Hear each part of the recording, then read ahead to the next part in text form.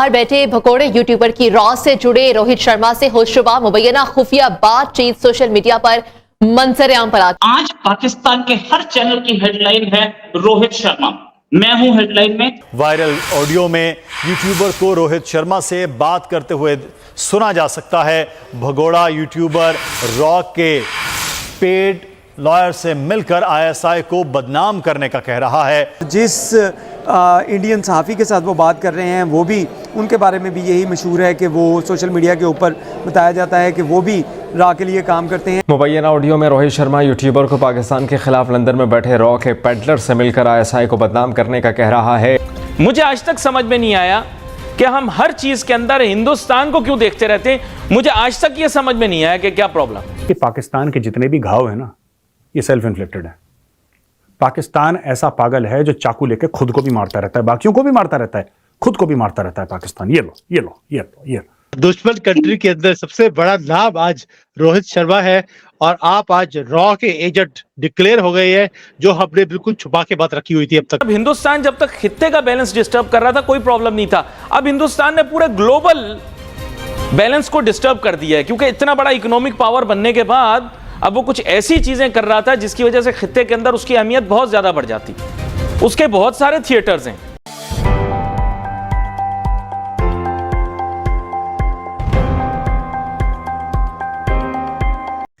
तो दोस्तों, अब पाकिस्तानी मीडिया एक नया प्रोपेगेंडा फैला रही है भारत के एक जर्नलिस्ट जो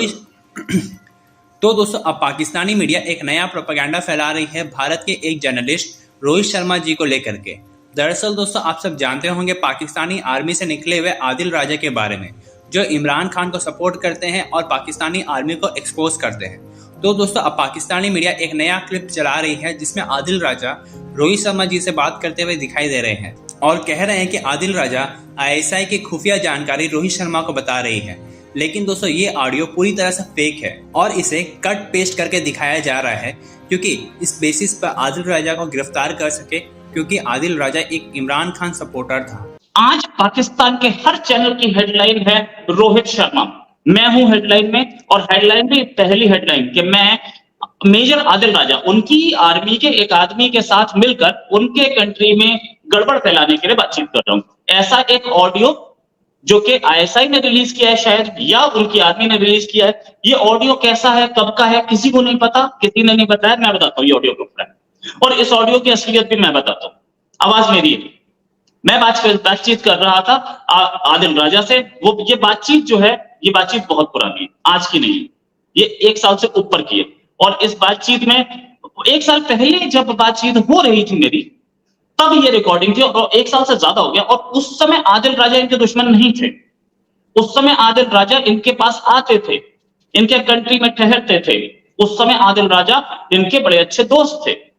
ये आदिल राजा को आज बदनाम करने की कोशिश की जा रही है, या मुझे बदनाम करने की कोशिश की जा रही है हर चैनल की। और ये ऑडियो टेप में मैंने कहीं पे कुछ बोला है, कहीं पे कुछ बोला है, कहीं पे कुछ बोला है, वो सारा काट पीट के ऊपर नीचे कर दिया गया।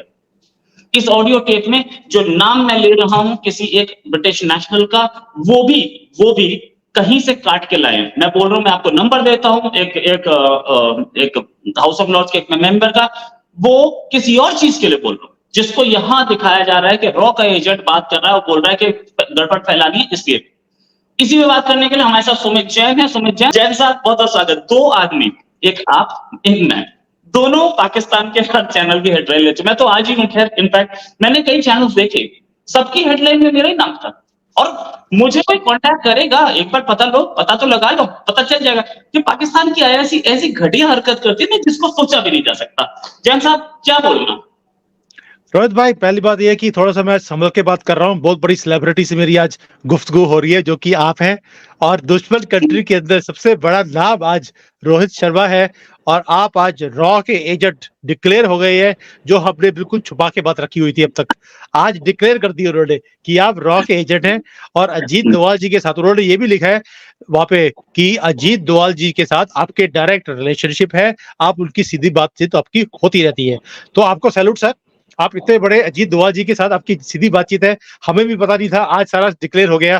तो मुझे भी गर्व है कि मैं आज एक ऐसे दोस्त के साथ बैठा हूं जो पाकिस्तान को हिला के रख दिया उसने आज। मेलिन जोली है जो कनाडा की she is the foreign affairs minister, जो एक्सटर्नल अफेयर्स की मिनिस्टर है मेलिन जोली, उसने बोला है कि भारत के साथ जो हमारे ये प्रॉब्लम है, ऐसी वैसी जो प्रॉब्लम है भारत के साथ, हम लोग एक काम करेंगे कि हम लोग ना प्राइवेटली भारत के साथ बात करना चाहेंगे कि हमारे रिश्ते ना बिगड़े, हम अकेले में बात करना चाहेंगे। क्यों? क्योंकि मीडिया के स्टेटमेंट बहुत ज़्यादा हो रहे हैं, कनेडियंस भी दे रहे हैं मीडिया में, इंडियंस भी दे रहे हैं मीडिया में, और ये डिप्लोमेटिक जो लड़ाई है ये हद से ज़्यादा आगे बढ़ चुकी है।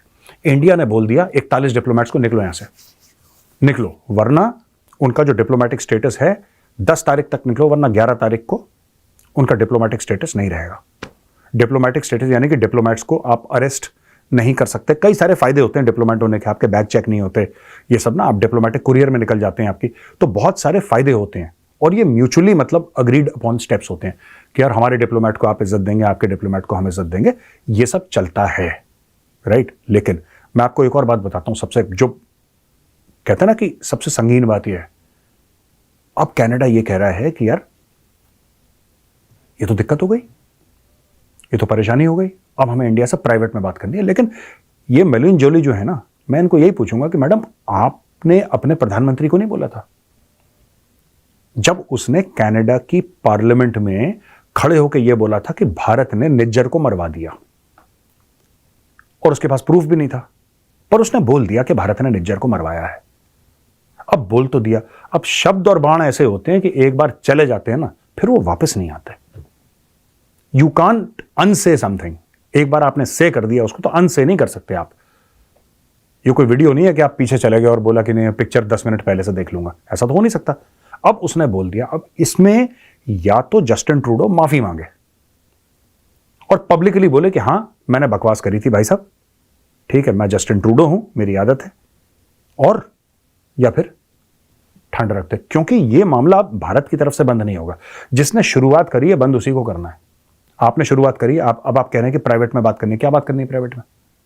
क्या बात करनी है? जब आपको भारत के ऊपर लांछन लगाना था, तोहमत लगानी थी, वो तो आपने पब्लिकली करी, और पब्लिकली भी कैसे? कनाडा की पार्लियामेंट में खड़े होकर आपने बोला कि भारत ये गलत है, भारत ने हमारा बंदा मरवा दिया। अब आपके पास प्रूफ नहीं है, अब आपका गला सूख गया। मैं तो ये चाहता हूं, मैं कनाडा से रिक्वेस्ट करूंगा कि जैसे भारत ने बोला है कि कैनेडियंस इंडिया में नहीं आएंगे, उनको वीजा नहीं मिलेगा, उसी प्रकार से भारतीयों के लिए भी आप कनाडा आना मना करिए। मैं चाहता हूं पूरा सील कर दो, कोई इंडियन नहीं जाएगा कनाडा। जो चले गए, जिनको सिटीजनशिप मिल गई, उनका मैटर है। नए तौर पे nobody should go, there should be no movement. अगले 10-15 साल तक दोनों देशों के बीच में जीरो मूवमेंट, कोई नहीं जाएगा। तब देखते हैं। इसको जस्टिन ट्रूडो की जो खाज है ना, इसको जो खुजली मचती है बीच बीच में, उसका इलाज है मोदी जी के पास, और मोदी जी उसकी खुजली का पूरा इलाज करेंगे अच्छी तरीके से। मुकम्मल इलाज होगा इसका जस्टिन ट्रूडो का। अब ये कह रहे हैं प्राइवेट में बात करनी है, तो भाई साहब प्राइवेट में बात करनी है तो पब्लिक में बकवास क्यों करी थी, ये तो बता दो।